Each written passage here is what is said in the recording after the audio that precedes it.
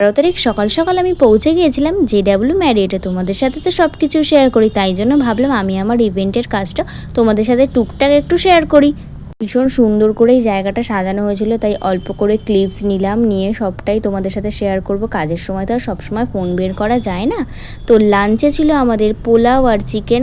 অনেকক্ষণ কাজের পর টায়ার্ড হয়ে গেছিলাম, তাই জন্য আর কি নিজের মুখটা দেখছিলাম যে কীরকম লাগছে ফেসটা। তো নাইটে সমস্ত কিছু ব্যবস্থা শুরু হয়ে গেছিলো। এখানে একটা কনসার্ট চলছিল, তো সেদিন ছিল অলরেডি আফটার পার্টি, একটু ফিরতে লেট হয়ে গেছিলো। তো অনেকক্ষণ কাজবাজের পর কিন্তু পেয়ে গেছিলো হালকা খিদে।